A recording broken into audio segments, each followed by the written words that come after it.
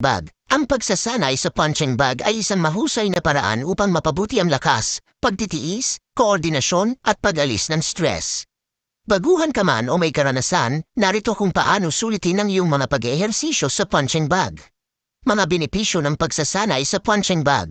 Cardiovascular fitness, nagsusunog ng mga calorie at nagpapabuti sa kalusugan ng puso. Takas at lakas, bumubuo ng itaas na katawan, core at lakas ng binti. Koordinasyon at balanse, pinahuhusay ang footwork at koordinasyon ng kamay at mata. Stress relief, nagpapalabas ng nakakulong na tensyon at pinapabuti ang pag-iisip. Pagsisimula, piliin ang tamang bag. Heavy bag, pinakamahusay para sa mga power punch at strength training. Speed bag, pinapabuti ang bilis at ritmo ng kamay. Freestanding bag, maraming gamit at space efficient. Gear up, mga balut sa kamay, protektahan ang iyong mga pulso at buko. Gloves, gumamit ng boxing o MMA gloves depende sa iyong estilo. Pwestong sapatos, komportableng sapatos para sa magandang paggalaw. Warm up, tumalon ng lubid, shadow box o magsagawa ng mga dynamic na stretch sa loob ng 5 hanggang 10 minuto upang ihanda ang iyong mga kalamnan at kasukasuan. Mga teknik sa pagsasanay ng punching bag. Basic punches. Jab, mabilis, diretsyong suntok gamit ang lead na kamay. Cross, malakas na suntok gamit ang likurang kamay. Hook, kurbadong suntok na nakatarget sa gilid ng ulo o katawan.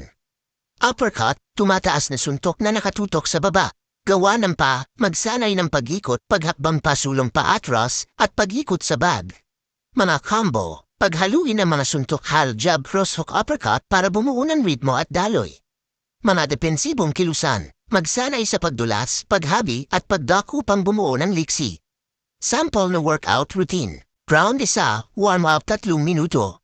Shadow box o magagaan na suntok. Round 2, technique 3 minuto. Tumutok sa mga partikular na suntok o kombinasyon. Round 3, power punching 3 minuto. Maghagis ng mabibigat na suntok na may tamang anyo. Round 4, endurance 3 minuto. Paghalili sa pagitan ng mabilis na suntok at katamtamang lakas na suntok. Round 5, cool down. Iunat at i-relax ang iyong mga kalamnan. Mga tip para sa tagumpay. Tumutok sa porma sa kapangyarihan upang maiwasan ang mga pinsala. Unti-unting dagdagan ang intensity at tagal. Isama ang iba pang ehersisyo tulad ng strength training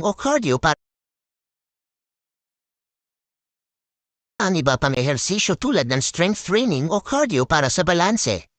Magpahina sa pagitan ng mga session upang payagan ang pagbawi ng kalamnan.